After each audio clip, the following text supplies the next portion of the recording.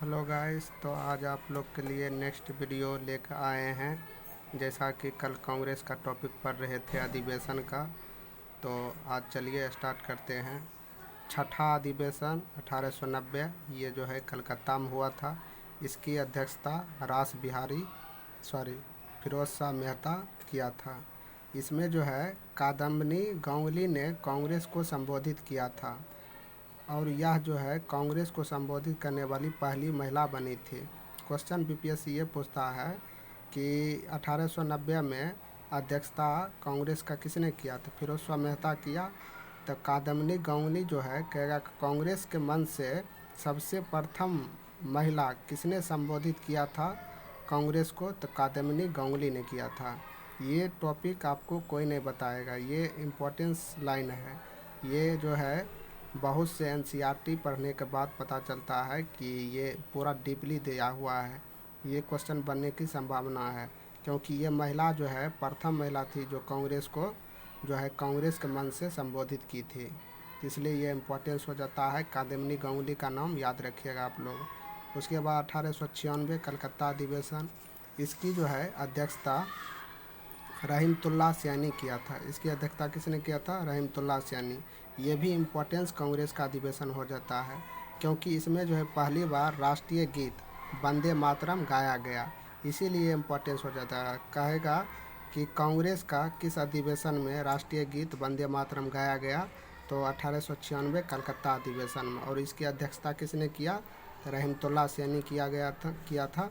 वंदे मातरम गीत जो है किससे लिया गया? ये भी क्वेश्चन इंपॉर्टेंस हो जाता है। तो ये आनंद मठ ग्रंथ से लिया गया था और वंदे मातरम गीत जो है इसकी रचयिता बंकिम चंद्र चटर्जी है। कहेगा कि आनंद मठ ग्रंथ से कौन से गीत को लिया गया? तो वंदे मातरम गीत को लिया गया। और ये जो है इसकी रचयिता कौन है? तो बंकिम चंद्र चटर्जी है। और ये जो है किस अधिवेशन में गाया गया? तो 1896 के कलकत्ता अधिवेशन में गाया गया। तो उसके बाद आगे देखिए 1905 बनारस अधिवेशन, इसकी अध्यक्षता जो है गोपाल कृष्ण गोखले द्वारा किया गया। ये भी इम्पोर्टेंस हो जाता है। ये वन लाइनर है, ये भी कभी कभी पूछता है कि 1905 के बनारस अधिवेशन की अध्यक्षता किसने किया? तो गोपाल कृष्ण गोखले ने किया। ये गोपाल कृष्ण गोखले जो है ये गांधी जी का गुरु थे, राजनीतिक गुरु थे गोपाल कृष्ण गोखले। अब ये आगे 1907 सूरत अधिवेशन, ये भी इम्पोर्टेंस है कांग्रेस का। 1907 में सूरत अधिवेशन हुआ था और इसकी अध्यक्षता रास बिहारी घोष द्वारा किया गया। इसमें जो है कांग्रेस जो है दो वर्गों में बट गया था, जिसके कारण इसको सूरत फूट भी कहा जाता है। इसमें एक नरम दल बट गया और दूसरा गरम दल। नरम दल के कहना था कि इसकी अध्यक्षता जो है रास बिहारी घोष को करना चाहिए और गरम दल का कहना था कि इसकी अध्यक्षता लाला लाजपत राय को करना चाहता, मतलब ये इसको बनाना चाहता था लाला लाजपत राय को गरम दल, और नरम दल रास बिहारी घोष को बनाना चाहता था। इसीलिए जो है कांग्रेस दो गुट में बट गया था।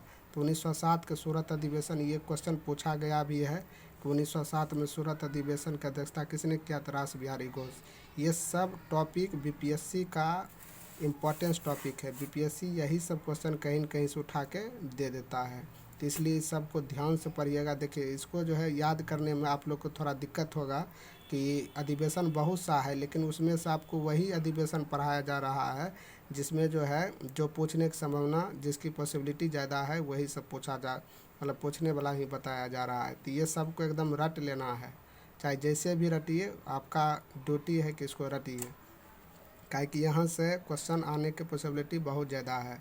1907 में भी पूछा गया था, 1908 में भी पूछा गया था। तो आगे देखिए 1908 का मद्रास अधिवेशन, इसकी अध्यक्षता रास बिहारी घोष द्वारा किया गया था और इसमें जो है कांग्रेस के लिए संविधान का निर्माण किया गया था। इसमें जो है कांग्रेस के लिए क्वेश्चन ये बना देगा कि सर्वप्रथम कांग्रेस के लिए संविधान का निर्माण किस अधिवेशन में किया गया? तो मद्रास अधिवेशन में किया गया और इसकी अध्यक्षता जो है रास बिहारी घोष द्वारा किया गया था। ये भी इम्पोर्टेंस है और ये 1908 में मद्रास अधिवेशन हुआ था।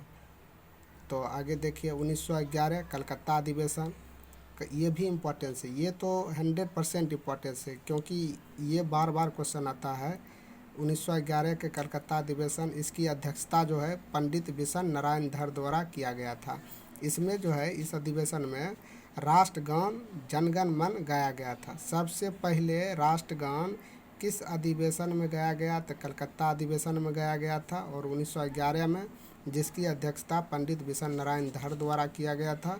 और इसकी जो है राष्ट्रगान जो है जनगण मन, इसकी रचयिता कौन है? तो रविन्द्रनाथ टैगोर है। कभी कभी ये भी पूछ देता है रविन्द्रनाथ टैगोर और जो है क्या कहते हैं बंकिम चंद्र चटर्जी, ये दोनों में कन्फ्यूजन नहीं होना चाहिए, क्योंकि एग्जाम हॉल में प्रेशर से कभी कभी बंकिम चंद्र चटर्जी या रविन्द्रनाथ टैगोर भी मार देते हैं। जब वंदे मातरम गीत बोलेगा तो बंकिम चंद्र चटर्जी मारना है, और जब बोलेगा ये क्या कहते हैं जनगण मन, तो उसमें रविन्द्रनाथ टैगोर मारना है।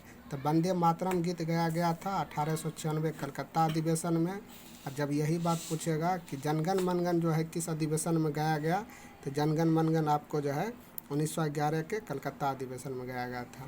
तो ये बात दोनों इम्पोर्टेंस हो जाता है, दोनों को याद रखना। अच्छा, मेन बात इसमें क्या है, आप लॉजिक से भी याद रखना है आपको कि दोनों अधिवेशन गीत वाला जो है दोनों कलकत्ता अधिवेशन में ही गाया गया था।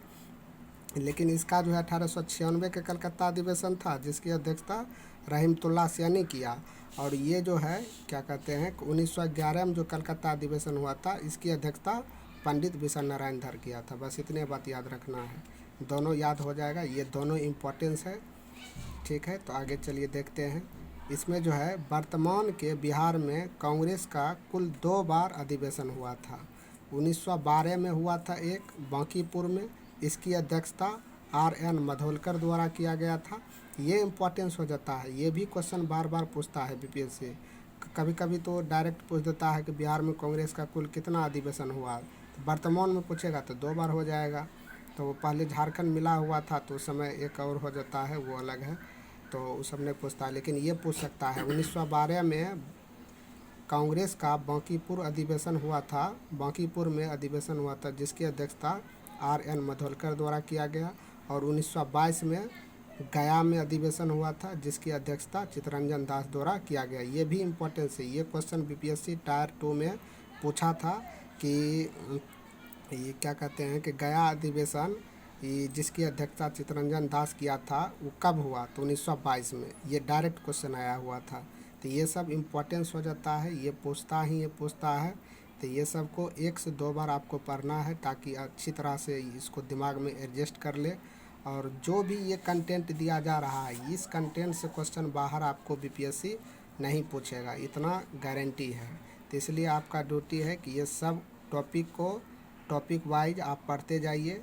करीब करीब 30 से 35 पेज का होगा और मॉडर्न आपका ख़त्म हो जाएगा। पहले ये टोटल थ्योरी करा देते हैं, थ्योरी कराने के बाद आप लोग को 1000 MCQ करवाएंगे मॉडर्न का, उसके बाद ज्योग्राफी का, उसके बाद साइंस का। टोटल सब्जेक्ट का आपको 1000 MCQ, जो मोस्ट इम्पॉर्टेंट MCQ है वो MCQ आप लोग को करवाया जाएगा। उसमें पहले थ्योरी पढ़ लीजिएगा, तो उसमें क्वेश्चन आपको बनाने में, सॉल्व करने में आसानी होगा। तो इसी तरह आप लोग पढ़ते जाइए, धीरे धीरे आपका बेस मजबूत हो जाएगा, बाकी बात जाकर सब कंप्लीट हो जाएगा। एक बार थ्योरी टोटल कंप्लीट कर लीजिए आप लोग। तो ठीक है, फिर कल नेक्स्ट वीडियो आप लोग के लिए लेकर आएंगे। Thank you.